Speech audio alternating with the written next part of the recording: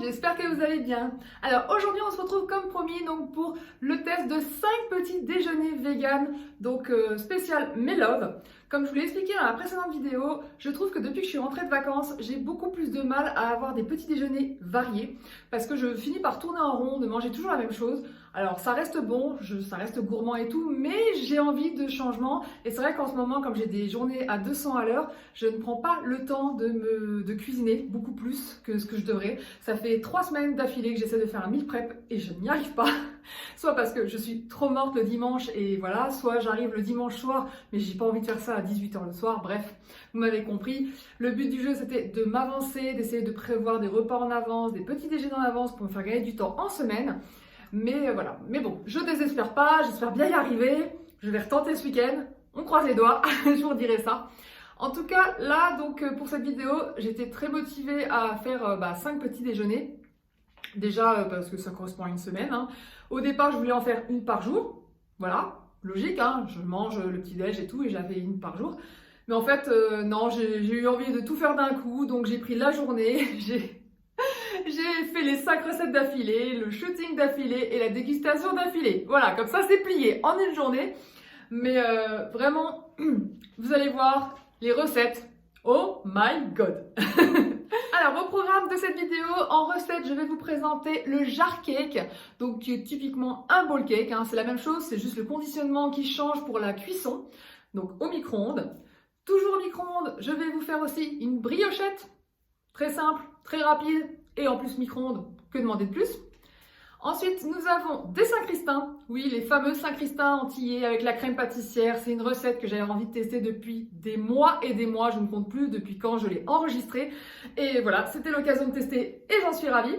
Ensuite, nous avons un scone châtaigne noisette. Donc, issu d'un brunch. Donc là, vraiment, ça donne, pareil, hyper envie. Et la dernière recette qui m'avait fait de l'œil et pareil que j'avais enregistré depuis un petit moment sur mon compte Instagram, c'est une briochia express. Donc c'est un mix entre la brioche et la focaccia, d'où le nom briochia. et franchement, bah waouh.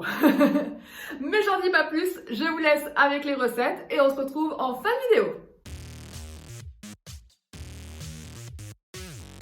Alors, avant de vous montrer donc les recettes que je vais faire aujourd'hui, je voulais vous montrer déjà les ingrédients que je vais utiliser pour faire ces 5 recettes. Sachant qu'il n'y a pas tant d'ingrédients que ça, enfin un petit peu quand même, mais c'est quand même quasiment toujours la même chose. Hein. C'est ce qui est pratique avec Melove, elle n'utilise que des ingrédients du placard. Sauf exception évidemment, et il y en a quelques-uns quand même dans cette vidéo. Mais voilà, globalement c'est quand même les mêmes. Donc je vais vous présenter les ingrédients. Donc au départ, la farine évidemment. Donc farine de blé classique. Après, elle utilise souvent de la farine de grand épeautre qui est équivalent un peu à la farine de blé, en tout cas dans les recettes. Moi, je n'en ai pas et la farine de blé elle me convient très bien. Elle est moins chère aussi que la farine d'épeautre. Mais en effet, ce n'est pas les mêmes valeurs nutritionnelles. Mais vous pouvez très bien switcher l'un ou l'autre dans toutes ces recettes. Ensuite, de la farine d'avoine, pareil, donc un classique chez moi. Là, au niveau nouveauté, on va dire, elle va utiliser de la farine de souchet, donc que j'ai mais que j'utilise très rarement. Donc c'était aussi pour ça que j'ai choisi ces recettes-là, pour pouvoir un peu utiliser mes farines du placard. La farine de châtaigne également, pareil, donc que j'utilise trop peu. Donc ça, c'était pour les farines. Concernant les sucrants, elle utilise du sucre normal. Donc moi, je vais mettre du sucre de canne, du sirop d'agave, un classique chez elle, elle en utilise très souvent. Moi, je suis plus sirop d'érable, vous le savez, mais de temps en temps, le sirop d'agave, ça ne me dérange pas, surtout dans les recettes. La compote de pote, donc autant pour le côté sucrant que le côté remplacement d'œuf. Et je vais utiliser donc mon gros pot, comme vous voyez, que j'ai ouvert il y a plus de 2 semaines et qui n'est toujours pas moisi. Ah, c'est le bonheur. Pour preuve, voilà, il est nickel. Donc ça, c'est super. Donc merci encore Magali pour l'astuce. Et sinon, il y a aussi de l'arôme vanille Voilà, donc qui sert autant de sucrant que pour donner du goût. Au niveau des toppings, on aura des raisins secs, des noisettes que je vais concasser et du chocolat, mais je n'ai toujours pas reçu ma commande La Forge, donc je n'ai toujours pas mon chocolat et je suis en rupture de stock de chocolat. Alors j'ai pioché dans mes réserves, c'est-à-dire le chocolat que je ne mange pas comme ça ou que je n'utilise pas dans les recettes ou très rarement, donc c'est le chocolat blanc. Donc celui que j'avais acheté chez Nose, donc j'en ai pas mal. Et il me reste encore du chocolat au lait de Lidl. J'en avais pas racheté lors de la semaine vegan. Il est très bon, c'est pas le problème. Mais c'est vrai que à manger comme ça, c'est pas mon préféré. C'est pas mon préféré. Pareil pour le chocolat blanc, c'est pas mon préféré. Donc du coup, j'aime bien de temps en temps en manger 1 ou 2 morceaux. Mais ceux-là, je préfère clairement les liquider dans des recettes en fait. Sinon, au niveau des purées d'oléagineux, donc pour remplacer l'œuf, mais aussi toujours pour une histoire de goût, il y aura de la purée de cacahuètes. Alors normalement c'est de la lisse, moi j'ai de la crunchy parce que je n'ai que ça. J'ai pas encore fait mon beurre de cacahuètes maison, il faut absolument que je m'y emploie. Et de la purée de noix de cajou. Donc voilà. Ensuite pour les épices, il y aura de la cannelle et du sel, donc ils sont des classiques aussi. Au niveau levure, alors elle utilise très souvent de la levure chimique, standard, et du bicarbonate. Alors le bicarbonate, elle le cumule souvent avec la levure chimique pour donner un côté plus moelleux. Donc c'est vrai que c'est ce que je vois principalement dans ses recettes, mais j'ai pas testé sur les miennes. Il faudrait que je teste de faire le mélange des deux parce que normalement ça rend la recette beaucoup plus moelleuse. Donc c'est bon à savoir.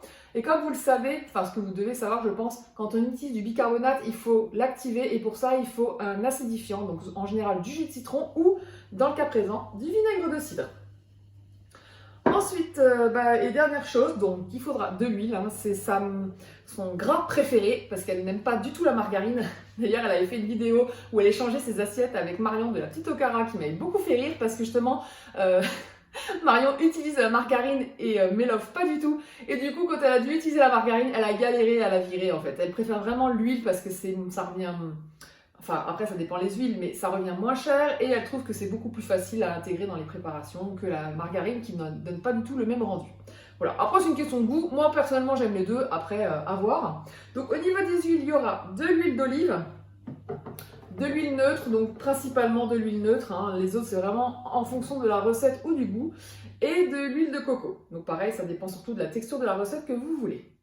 Donc voilà tous les ingrédients dont je vais avoir besoin pour faire les 5 recettes du jour. Bon je ne retiens pas plus longtemps, c'est parti! Alors, première recette, on va faire un jar cake, donc c'est-à-dire un mug cake, clairement, parce que ça se cuit au micro-ondes. Donc c'est issu de son e-book gratuit qui s'appelle donc Jar Cake, que voici. Voilà, donc vous pouvez le retrouver facilement sur son blog, mais je vous mettrai le lien en barre d'infos. Donc c'est la recette qu'on va faire aujourd'hui.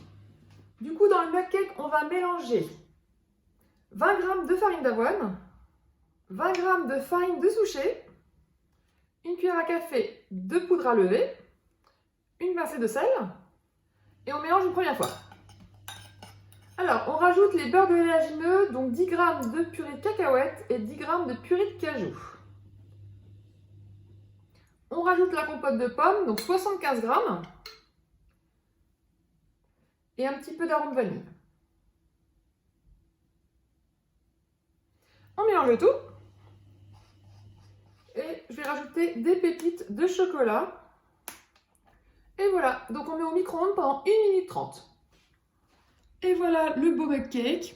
Donc du coup, ce que je vais faire, c'est que je vais le laisser refroidir avant de le démouler et on le dégustera ensemble pendant la phase de dégustation. Donc là, je vais passer directement à la deuxième recette.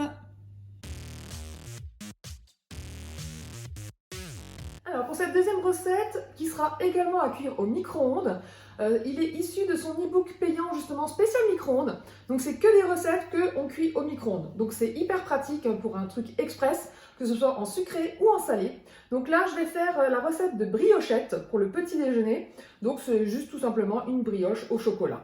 Voilà. Donc pour ça on va avoir besoin de compote de pommes. Alors on rajoute également les huiles, donc de l'huile de coco et de l'huile d'olive.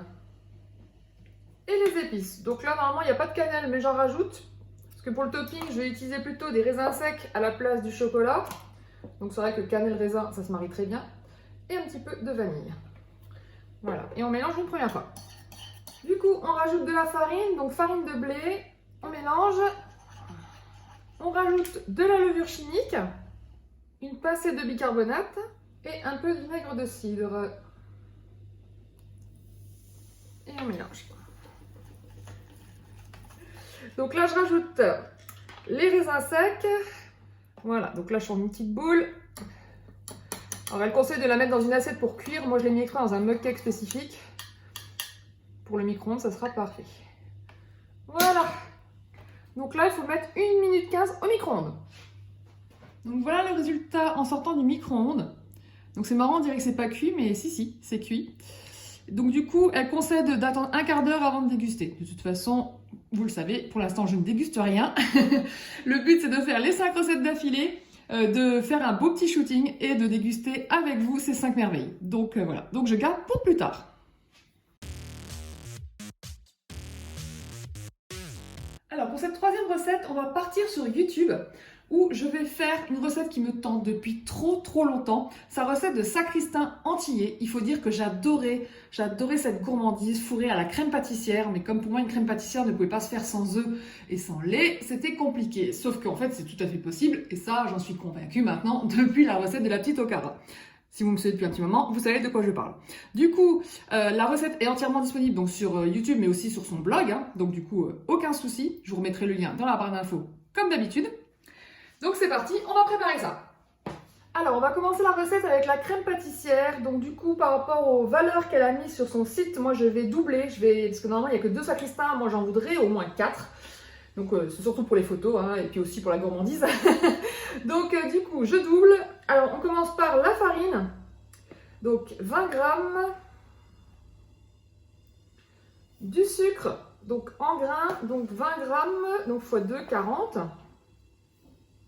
C'est vrai que je viens de voir qu'elle préconise le sucre de coco et je viens de tilter que j'en ai à la maison. Mais bon, tant pis, c'est pas grave, on va faire avec ça. Alors ensuite, de l'huile. Donc là, moi je mets de l'huile neutre, donc il faut 20 grammes. Et un petit peu d'eau. Ensuite, les épices, donc spécial antillais, normalement, c'est donc de la vanille. Donc là, je vais en mettre une quantité un peu importante. Voilà, c'est le fond, c'est la fin. Bon, il m'en reste, hein, j'ai de la vanille bourbon dans le placard. Elle conseille aussi des zestes de citron vert, mais ça, je n'en ai pas et ça, je n'en utilise jamais. Je suis pas très fan des zestes, en fait. Du rhum, j'en ai, mais j'ai pas très envie d'en mettre. Et puis sinon, du sel, pour rehausser les saveurs. Donc c'est ce qu'on va faire. On mélange. Voilà, donc c'est prêt. Il n'y a plus qu'à réserver au frigo le temps de faire la pâte.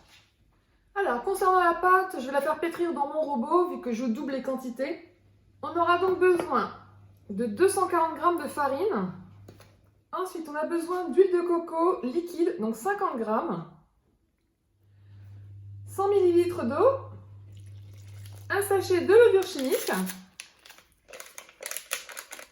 Et 2 cuillères à café de vinaigre de cidre. Allez, on va aller pétrir tout ça. Alors voilà la belle boule de pâte après le pétrissage. Donc voilà. Donc on va du coup former un rectangle.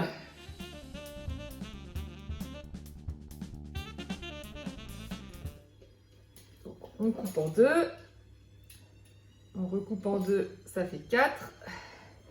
Et on recoupe encore en deux, ça fera 8. Voilà, au moins on est sûr d'avoir le bon nombre et que ce soit relativement équilibré. Et ben voilà, pas mal, non? Maintenant, on prend la garniture qu'on a mis au frigo. Donc voilà la garniture. Donc là, on va en mettre sur 4 feuilletés.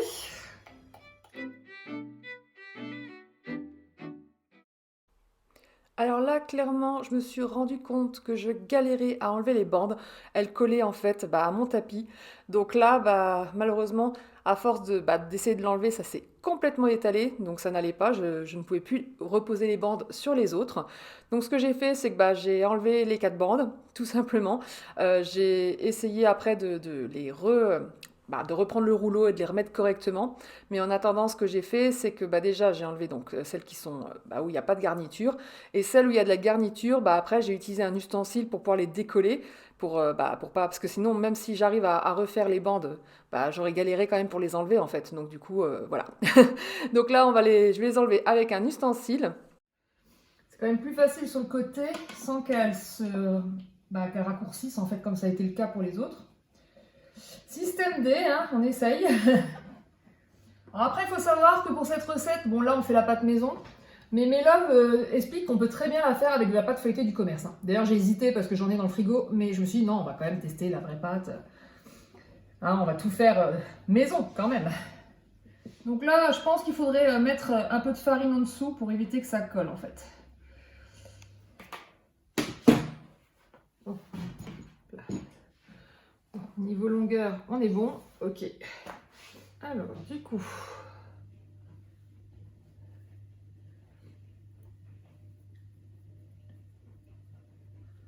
Donc, on scelle bien les côtés pour pas que la garniture se sauve.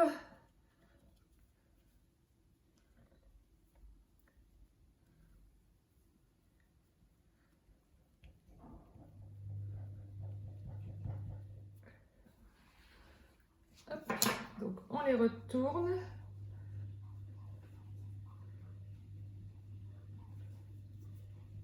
Voilà. Donc là, on est fait. Hop.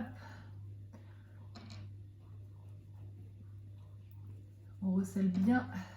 Bon, ils sont pas trop beaux, mais je pense qu'à la cuisson, ça sera bien mieux, n'est-ce pas? Donc là, on va mettre une dorure végétale. Du coup, je verse un petit peu de lait. C'est vrai que je ne l'avais pas précisé, mais parce que ça, je ne le mets pas dans la liste des ingrédients. Avec le sirop d'agave.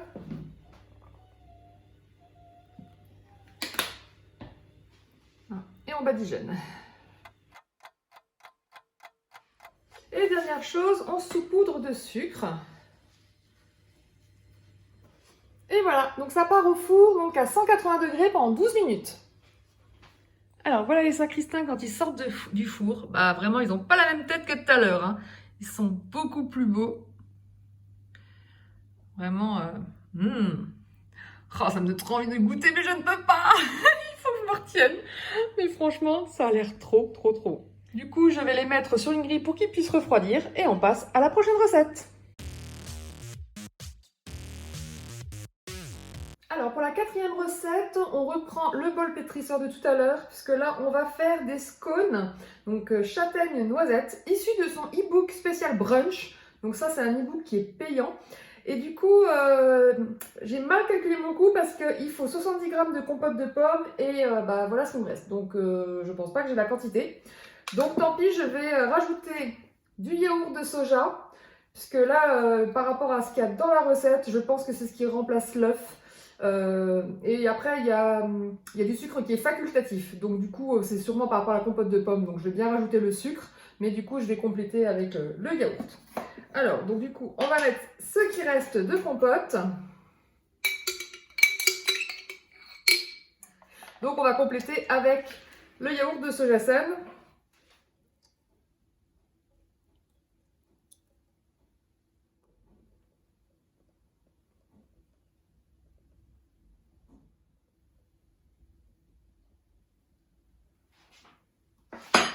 On rajoute bien le sucre, donc normalement c'est une cuillère à soupe, mais bon j'en ai un petit peu plus par rapport au fait qu'il y a le yaourt.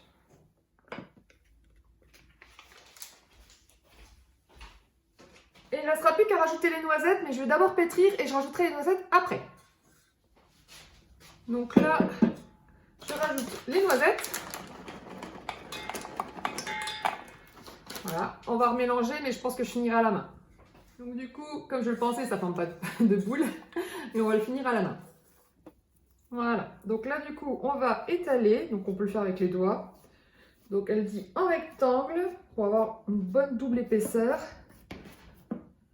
Voilà, replier le rectangle pour avoir justement la double épaisseur. Et là, on les coupe à l'emporte-pièce. Donc, hop. Donc c'est tout bon. Voilà, donc il n'y a plus qu'à mettre au four. Donc 200 degrés, 13 minutes. Alors voilà les scones quand ils sont sortis du four. Franchement, ils sont trop beaux, hein, surtout celui-là. Et du coup, si je me fie à la photo de mes loves, elle a rajouté un glaçage. Donc là, ce que j'ai fait, donc je pense que c'est un oubli parce qu'elle ne l'a pas précisé dans son e-book, je vais rajouter du fondant. Alors oui, il est périmé, hein, parce qu'en fait, je l'ai acheté il y a un moment et j'avais pas fait gaffe que la date était courte en fait. Mais bon, c'est que du sucre, donc théoriquement, ça craint rien. Donc là, ce que je vais faire, c'est que je vais rajouter donc, du fondant sur les petits scones. Voilà, donc du fondant pâtissier bien vegan. Pour que ce soit trop bon. Parce que clairement, moi j'adore tout ce qui est glaçage comme ça, c'est mon péché mignon. Et je savais pas que ça s'appelait un fondant, je l'ai appris récemment. Et voilà, maintenant on passe à la dernière recette, mais je peux vous dire, c'est une torture pour moi de, de faire toutes les recettes, de ne pas pouvoir y toucher. C'est déjà un calvaire en soi de faire une recette et d'attendre pour la shooter et ensuite seulement la dévorer. Mais là, quand il y en a 5, ça veut dire que c'est 5 fois plus de temps à attendre. Donc voilà, je prends mon mal en patience, mais je peux vous dire que j'ai trop hâte de dégommer ça. Voilà. Bon, place à la 5e recette.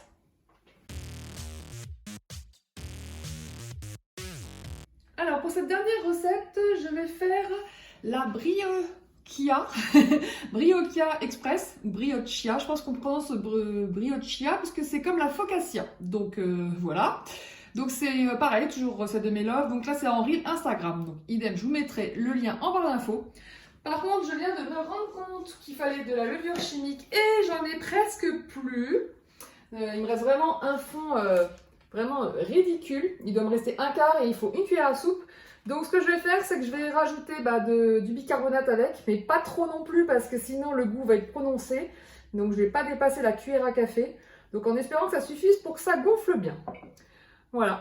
C'est vrai que j'ai modifié une recette à la dernière minute et du coup, ouais, j'ai pas revérifié pour les ingrédients si j'avais tout bon. Parce que les recettes, je les ai choisies autant pour le côté gourmand que pour le côté, je les ai jamais faites, mais aussi parce que j'avais tout ce qu'il fallait dans les placards. Pour les autres, il y avait pas mal d'ingrédients qui me manquaient. Donc voilà. Donc du coup, on va faire avec ce qu'on a. Donc j'ai repris de nouveau mon bol à pétrisseur, c'est quand même tellement plus pratique que par les mains. Donc là, on met 175 g de farine, 30 g d'huile, donc neutre de préférence, 15 g de sirop d'agave, 75 ml d'eau, donc la levure chimique, voilà, vous voyez, j'ai plus rien. Donc on va rajouter une cuillère à café de bicarbonate, mais pas plus. Une cuillère à café de vinaigre de cidre, 1 g de sel. Et là, on rajoute les parfums au choix. Donc moi, je vais mettre de la vanille bourbon. On va pétrir ça et on rajoutera le chocolat après. Alors voilà la pâte. J'avais rajouté le chocolat, enfin une partie en tout cas. Mais du coup, c'est comme la focaccia. Le problème, c'est qu'il faut mettre beaucoup de farine parce que ça colle. C'est une pâte collante. Donc là, on va transvaser dans le récipient pour aller au four. Ouais, donc la maryse, évitez, ça colle trop. Prenez plutôt un autre ustensile. J'avoue que tout ce qui est pâte collante, c'est ce que je déteste en cuisine parce que je trouve que c'est trop chiant pour, après pour mettre comme on a envie en fait. C'est vrai que le résultat est toujours nickel, mais c'est vrai que moi je préfère les pâtes qui collent pas aux mains, qui sont beaucoup plus pratiques. Donc on rajoute encore du chocolat. Et la dernière touche, normalement c'est 15 g de sirop d'agave par-dessus. Bon là je pèse pas. Hein. Et voilà, donc au four à 180 degrés pendant 20 minutes. Et voilà, la briochia express. Ouh. En tout cas ça a bien gonflé, pas de souci. Mais ça a l'air trop bon. Donc là elle conseille de la manger entre 30 minutes et 2 heures après la cuisson. Ce qui tombe très bien parce que le temps qu'elle refroidisse, que je puisse la couper correctement, que je puisse la prendre en photo et après la dévorer. Bon, écoutez, on se retrouve juste après pour la dégustation. Alors, je vais commencer par les Saint-Christin parce que c'est clairement celui qui me tente le plus parmi tous. Enfin, quoique. C'est juste que celle-là, ça fait tellement longtemps que j'attendais de la goûter. Donc là, j'en avais déjà coupé un morceau pour le shooting. Donc voilà. avec plein de sucre. Donc on va goûter ça. C'est succulent. Bon, après ça a durci un peu, ce qui est normal parce que il faut savoir que les recettes de Melov sont express. Donc quand c'est express, ça veut dire que le moelleux, bah, il disparaît très vite, ça durcit très vite. Donc en général, c'est des repas, des goûters, des petits déj que vous devez faire juste avant de manger en fait. Ce sont des recettes relativement rapides, hein, vous l'avez vu, 20-30 minutes grand max. Et voilà, mais du coup forcément, entre ce matin et cet après-midi, ça a eu le temps de durcir, je m'en doutais, voilà. Mais je reste objective, je sais très bien que au niveau texture, ce sera, voilà, parce que je les ai touchés, hein, pour le shooting et tout, même après cuisson, ils étaient beaucoup plus mous que ça, beaucoup plus moelleux. Là, ils sont un peu plus durs, mais ça reste quand même, c'est pas dur, hein, clairement, et c'est très bon. Ensuite, j'ai très envie de tester la Briosia Express parce que déjà, voilà, hein, avec le chocolat fondu, voilà, je pense pas que j'ai besoin de dire quoi que ce soit. Bon, et ça, clairement, c'est mon rajout pour le shooting. J'ai rajouté un coulis de spéculoos. Ça peut être que bon. Mais du coup, c'était le double chocolat et le chocolat blanc, chocolat au lait, plus le spéculoos. Donc ça, par contre, elle dit bien dans la recette que vous pouvez la manger entre 30 minutes et 2 heures après l'avoir fait. Donc pour que ça garde le côté moelleux. Donc, je vais vous dire ça tout de suite. Mais là, déjà, je vous montre.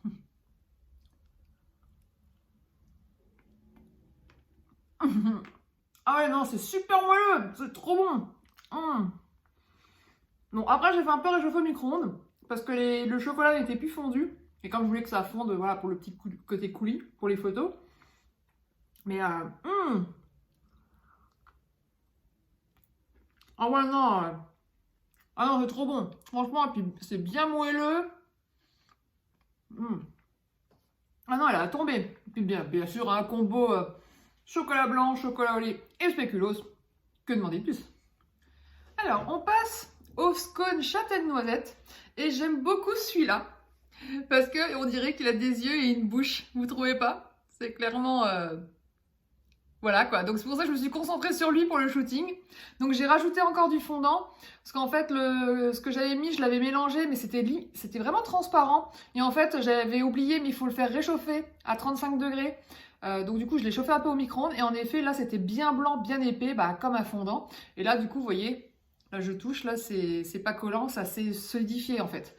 Donc voilà. Donc du coup, j'ai hâte de goûter ça. Voilà.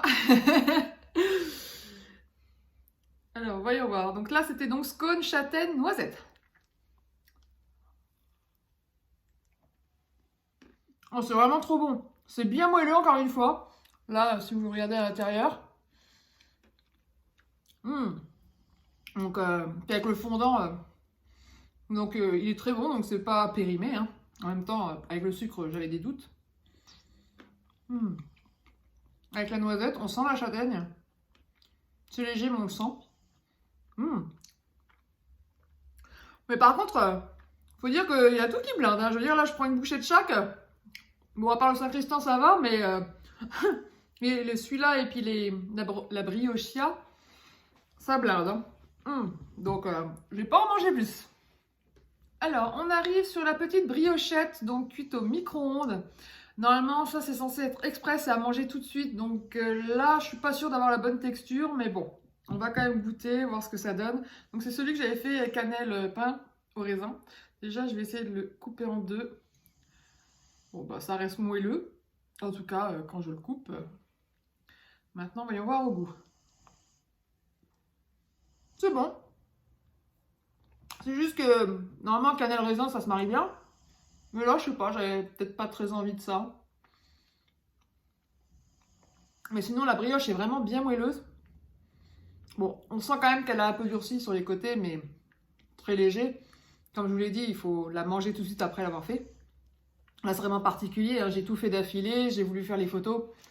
Forcément, j'ai pas la texture que j'aurais dû avoir en mangeant après. Parce que, à part la brioche, où il faut attendre au moins une demi-heure, et cône qu'il fallait attendre un tout petit peu. Tout le reste, c'était à manger direct. Hein. Donc, elle le précise bien d'ailleurs, que ce soit dans les e-books ou dans les vidéos. Mais...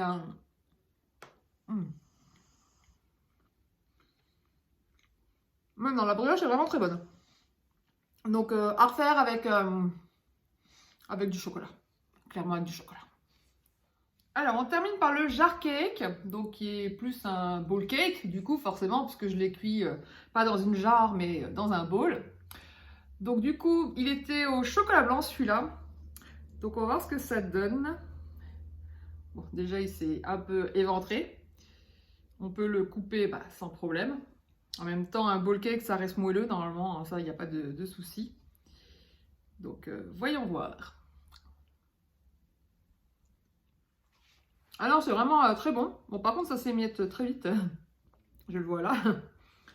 Mais...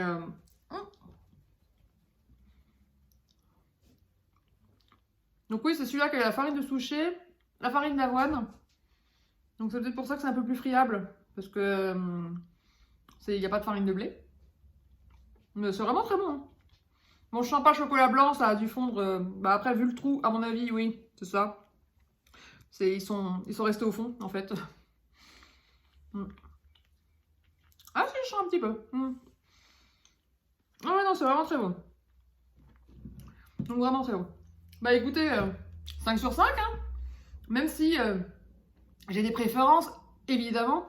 Mais la briochette, comme je vous dis, il faudrait la manger après le micro-ondes. Donc attendre juste un tout petit peu que ça repose et puis hop, on la mange. Et faire avec du chocolat. Ça sera toujours mieux avec du chocolat.